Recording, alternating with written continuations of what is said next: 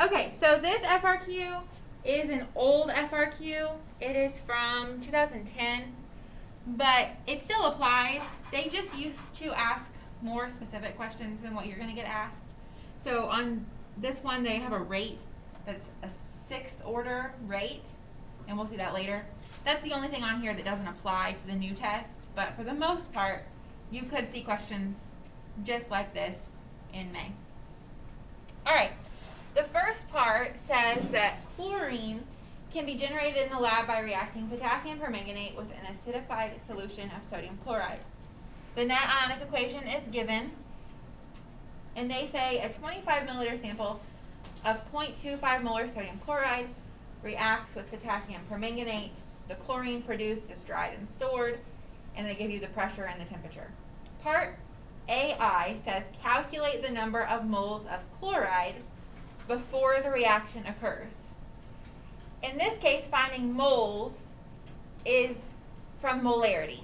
They give you the molarity of the sodium chloride solution, so you're just going to use molarity of 0.25 molar equals moles over liters, 25 milliliters, so 0.025 liters. And when you solve that, you get 0.00625 moles. And that was the answer. Questions on part I? So this is stoichiometry, molarity, moles, volume, things like that. Good? All right. The second part, calculate the volume of chlorine gas in a sealed container. So in this case, we're trying to find the volume. Anytime we're trying to find volumes of gases, we're probably using the ideal gas law because we are not at STP. We can't use the 22.4 liters per mole. So we have to use PV equals nRT. Pressure is given, 0.95 atmospheres. We're solving for volume.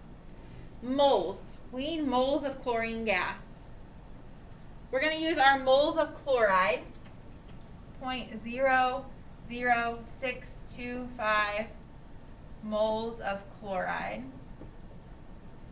According to the reaction, for every 4 moles of chloride, there's 2 moles of chlorine.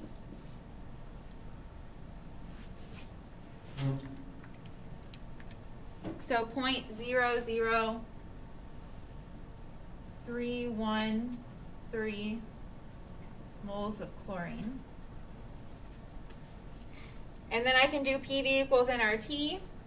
My pressure is 0.950 atmospheres. I'm solving for volume. Moles is 0.00313. R is 0.0826. And my temperature is 22 degrees Celsius or 295 Kelvin.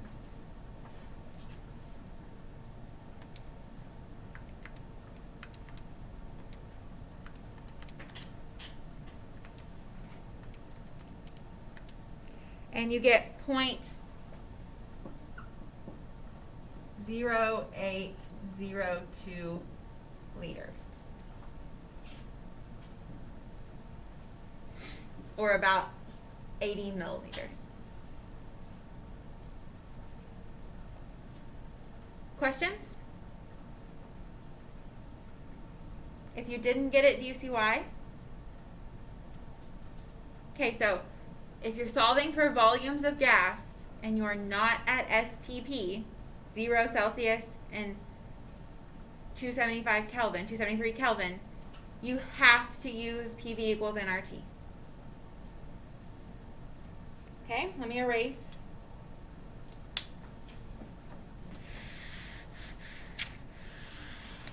The next part is kinetics. So a rate study was performed on the reaction. Data for the experiment are given in the table below. And we're supposed to determine the order with respect to the following. Okay, so for chloride, from experiment 1 to experiment 2, I triple my concentration, right? And tripling my concentration results in a 9 times increase in my rate. So what order is it? Second order with respect to chloride, because 3 squared is 9. And then for the permanganate, from experiment 3 to experiment 2, I double my permanganate. And doubling my permanganate doubles my rate. When those things match, it's first order. And it tells you to justify your answer. This is a justification. That's good enough. Questions on B? Okay. Part C, the reaction is known to be third order with respect to hydrogen. Using this information in your answers to part B, write the rate law. So the rate law, I don't have room there, would be rate equals K. Chloride is second. Permanganate is first, so you don't have to put that. And then I'm running out of room. Hydrogen, it tells us, is third. So that's my rate law. Rate laws and rate equations are the same thing.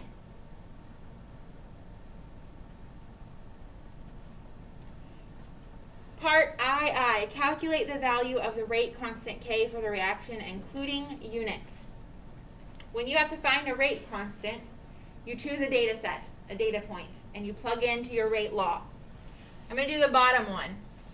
My rate is 1.02 times 10 to the negative 7th molar per second equals K.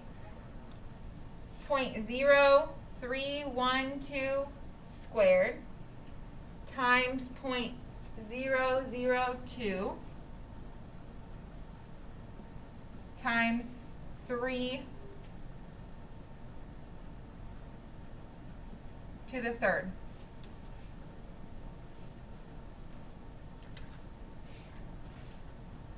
So here I'm just going to simplify 1.02 times 10 to the negative 7th molar per second. K, all this is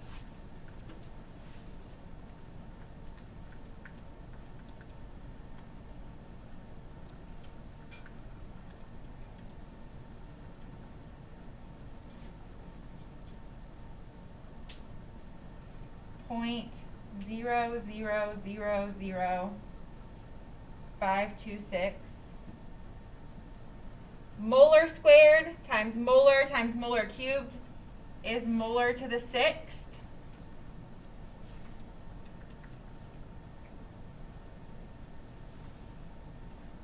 And then you solve for K.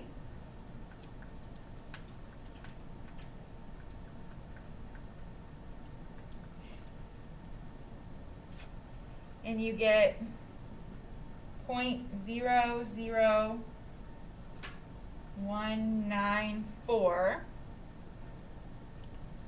Molar per second divided by molar to the 6th is 1 over molar to the 5th seconds. They're always going to ask you for units on your rate constant. And the rate units on the rate constant are always going to be this molar to the power that's 1 less than your overall order. This is a 6th order reaction, so it's molar to the 5th. And then a time unit, seconds, minutes, hours, whatever.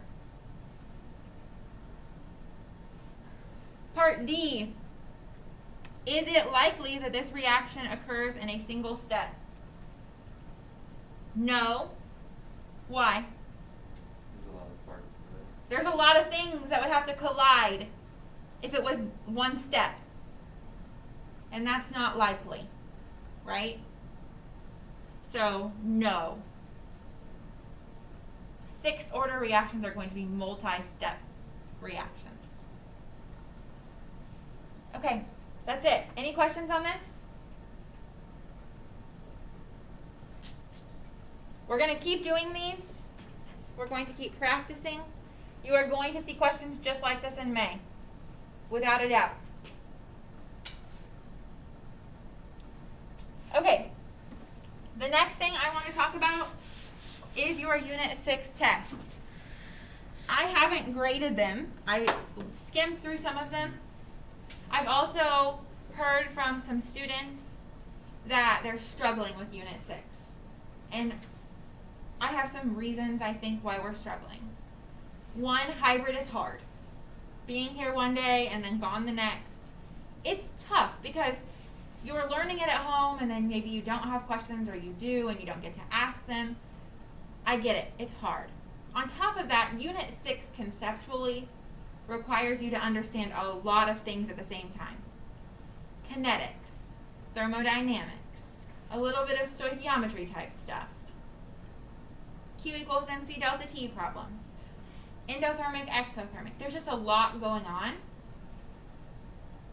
and it's hard. So all I can say is we will review it, we'll keep going over it, and I'm not going to let the Unit 6 test ruin your grade. I'm going to curve it. My grading scale is already curved. It will be okay. I'm sure you've heard from your friends that AP Chemistry is hard, but the grades are always really high, because I get it. I understand. And this year, more than any other year, it's tough. I know. So just keep trying your best. Ask questions when you have them, but it's going to be just fine. I promise. And we will review Unit 6 again when review time comes. And we'll keep doing FRQ problems that go with it. It'll be okay. Okay, go ahead and open your module or your notes or wherever you type your stuff. We're going to do Unit 7.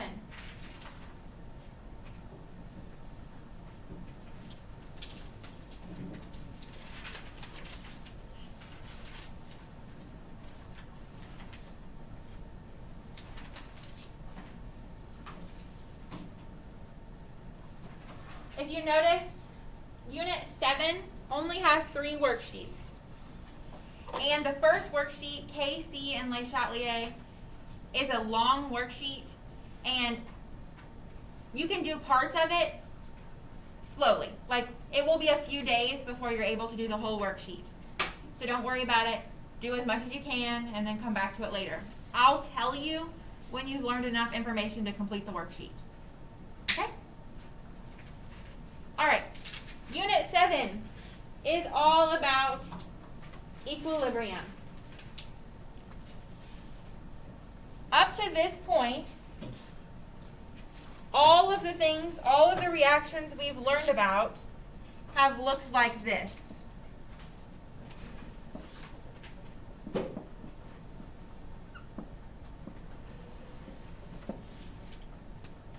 We've always had reactants going to products, and that was the end of it. You mix the reactants together, they produce products, and that was it. We had nothing else. Lots of reactions are like this, like combustion, for example. You take something, you burn it in oxygen, you produce product, and that's it.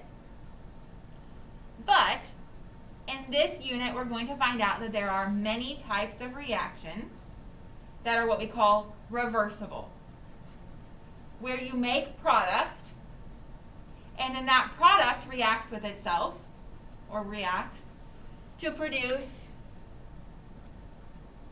the reactant again. This is called equilibrium. Equilibrium meaning you have both reactants and products being produced at the same time. So the reaction goes forward, you make product, the product reacts with the other product and makes more reactant, and then vice versa, and back and forth for all of time. That's what equilibrium is.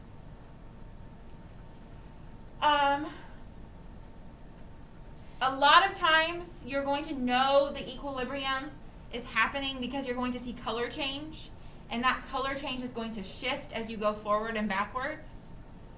Or you may see some gas being formed forward and backwards.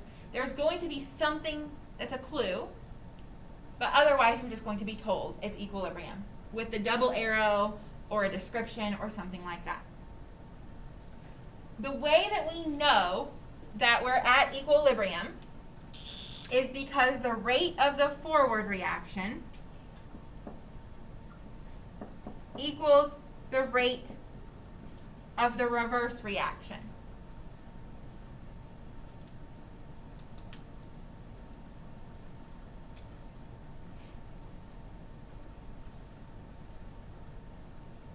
It wasn't a mistake that we just did an FRQ over rates of reaction, because rates are back. We're going to start talking about rates again. Kinetics. Rate is molarity per second. It could be the rate of formation of something. It could be the rate of disappearance of something. But regardless, it's how much is being formed or how much is going away per second. Or per whatever, per time. In the case of equilibrium, you start with reactant. You put reactant in. The reactant reacts and produces product. So at time 0, you have all reactant and no product. And then slowly over time, you're going to start seeing your reactant concentration decrease while your product concentration increases, right?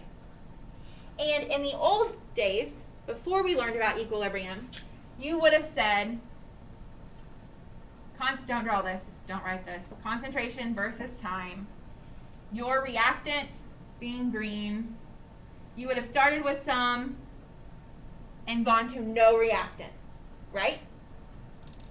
And you would have started your product at 0 and ended up with some amount of product, right? Probably equal to what you started with reactants in terms of moles or grams because of conservation of mass. But we're going to find out now in this unit that it looks like this. Draw this graph.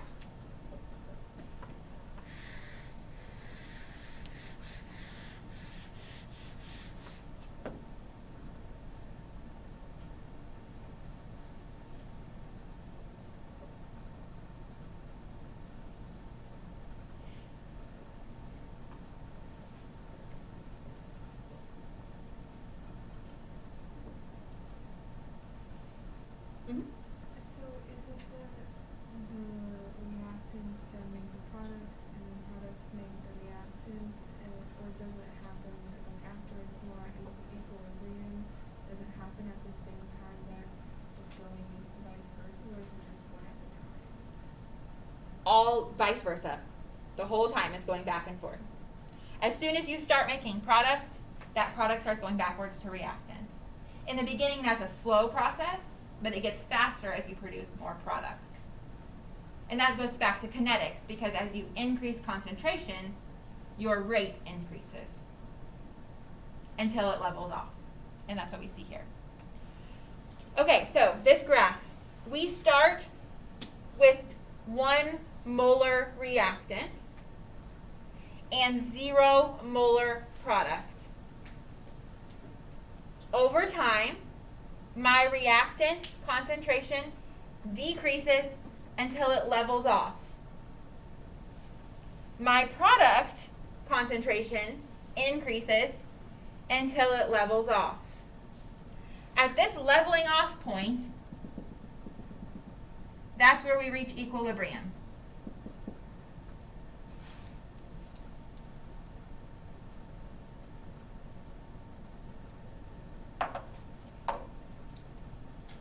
Here's a common misconception. There are two, really. Common misconception number 1. At equilibrium, the reaction stops. That's not the case. At equilibrium, you're going forward and backward at the same rate, so it appears to stop, but it hasn't. It's just your concentrations are holding steady. The best example I can give you is like an airport. Okay? So at an airport in the morning, you don't have very many people there. There are some because there are always flights coming in and out. But in the morning, an airport is fairly dead, especially if you're ever there like at 5 o'clock in the morning for a ridiculously early flight. Right? Then, as the day goes on, there are people coming in and out and in and out, and you reach a point in the day where there are a lot of people there, but they're going in and out at kind of the same rate. And then as it gets later and later, that falls back off. But at the middle of the day, when there are tons of people in the airport, they're not all the same people all day long, because they're coming and going, departing and arriving. Same thing here. Once you get to this point, it doesn't just stop. There are reactants being reacted and products being reacted and vice versa, but it's holding steady. It's not changing the amount. That's what equilibrium is. The other misconception is that it's equal, that you have as much reactant as you do product.